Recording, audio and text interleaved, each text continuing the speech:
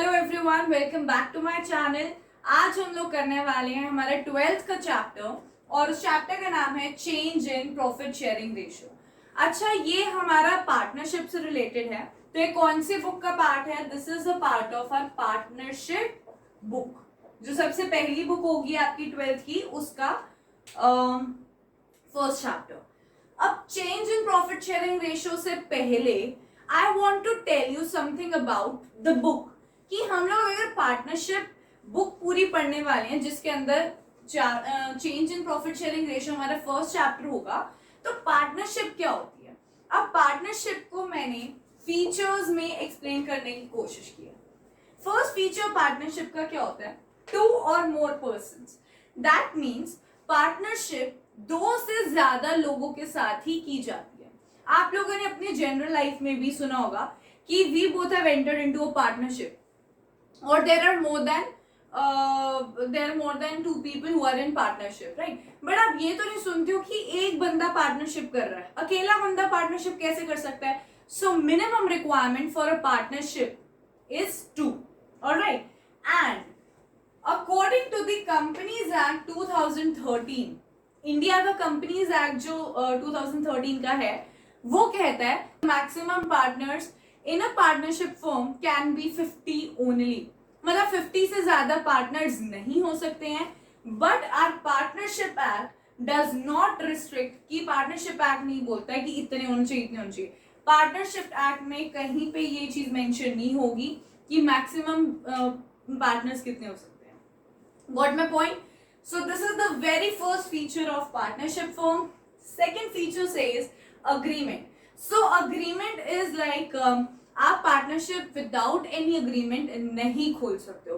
Partnership तभी होगी जब एक से ज्यादा पार्टनर, मतलब जितने भी पार्टनर्स हैं, वो आपस में एक म्यूचुअल अग्रीमेंट करें।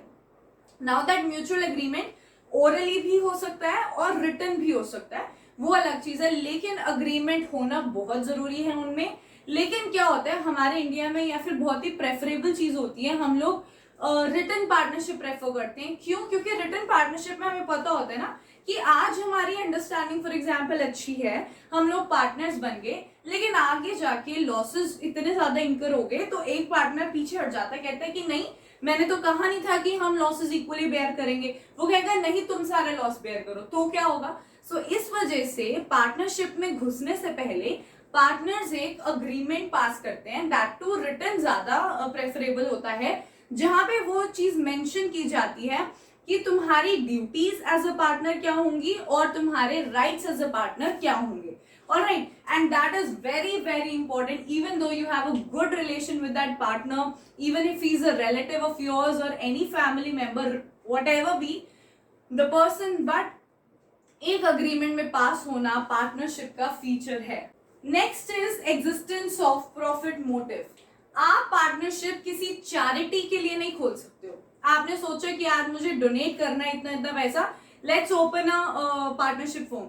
पार्टनरशिप फर्म का मोटिव सिर्फ और सिर्फ प्रॉफिट कमाना होना चाहिए, that's it. Okay, next is no separate existence. That means partners और पार्टनरशिप फर्म, मतलब फर्म और partners, they are not separate entities, they are treated to be a similar entity, यानी कि वो एक ही इंसान होता है। मतलब कि पार्टनर्स और पार्टनरशिप फर्म ये दोनों एक ही होंगे, they are not separate entities. I hope you understood this thing. So these are I think the best features which describes a partnership firm. Otherwise theory में नहीं आता ये चीजें।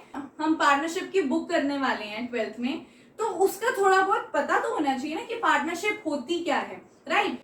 अब हमने पार्टनरशिप फर्म पढ़ लिया कि पार्टनरशिप फर्म क्या होता है। हमारे पार्टनरशिप फर्म में 4-5 चैप्टर्स आते हैं। हमारे पास क्या आएगा? Change in profit sharing ratio, जो हम पढ़ना स्टार्ट कर चुके हैं। उसके बाद एडमिशन, रिटायरमेंट, डेथ, ये सारी चीजें आएंगी और ये पार्टनरशिप के अंदर आएंगी, ठीक है? तो अब ये चीजें हैं क्या? Basically I want to tell you a word which is reconstitution. ये वर्ड जो है reconstitution of a partnership firm, इसका मतलब क्या है? अभी पीछे पार्टनरशिप फर्म के बारे में पढ़ा कि partnership firm basically forms from an agreement. एक अग्रीमेंट पास करना पड़ता है, ठीक है। सो पार्टनरशिप कब एग्जिस्ट करती है, जब एक अग्रीमेंट हो। अब किसी भी रीजन से इस अग्रीमेंट में चेंज आया, due to any of these changes in agreement, हमारा पार्टनरशिप चेंज होता है। अब चेंज इन अग्रीमेंट का मतलब क्या है, हमारे अग्रीमेंट में ना बहुत सारी चीजें मेंशन होती है कि किस हिसाब से पार्टनर्स में प्रॉफिट बांटा जाएगा, लॉस डिस्ट्रीब्यूट किया जाएगा। ऑल्सो जब नया पार्टनर एडमिट होता है, कितने पार्टनर्स ऑलरेडी हैं, जब एक पार्टनर जाता है, तो ये सारी चेंजेस जब हमारी एग्रीमेंट में आते हैं ना, तो जो पुराना अग्रीमेंट हमने किया होता है ना, वो जो है वो खत्म हो जाता है। So there is an end of an agreement which was earlier, और उसके बाद एक नया अग्रीमेंट बनाया जाता है, ठीक है, जो नए अमेंडमेंट के साथ है। So new agreement is formed, और उसको कहते हैं reconstitution of a firm. Alright, बस दैट इज कॉल्ड रिकॉन्स्टिट्यूशन। अब बात आती है, ये चेंज इन अग्रीमेंट है basically because of these reasons. The first reason is change in the profit sharing ratio, कि अगर प्रॉफिट शेयरिंग रेशियो चेंज हो रहा है पार्टनर्स में। दूसरा रीजन है admission of a new partner. तीसरा रीजन है retirement of the existing partner, retire कर रहा है वो पार्टनर। चौथा रीजन है डेथ ऑफ अ पार्टनर, किसी एग्जिस्टिंग पार्टनर की डेथ हो जाती है। तो इन सारे रीजंस की वजह से हमारे अग्रीमेंट में ऊपर नीचे किया जाता है, चेंजेस किए जाते हैं, जिस वजह से फिर जो पुराना अग्रीमेंट है वो खत्म हो जाता है, नया अग्रीमेंट बनाया जाता है, and that leads to reconstitution of firm. सिर्फ यही थ्योरी पोर्शन हमें पता होना चाहिए था कि बेसिकली ये बनता कहां से है, ये हम उठाते कहां से, क्यों पढ़ रहे हैं, दैट्स इट। अब नेक्स्ट वीडियो से मैं इस चैप्टर के साथ स्टार्ट करने वाली हूं कि इस चैप्टर के अंदर क्या है। Gaining ratio, sacrificing ratio, everything will be taught. Okay, तो आने वाली वीडियोस को प्लीज वेट कीजिए, जल्दी आएगी, and I will be covering each and every chapter of the partnership book, don't worry. And ऐसे हम अपनी 12th कंप्लीट कर देंगे।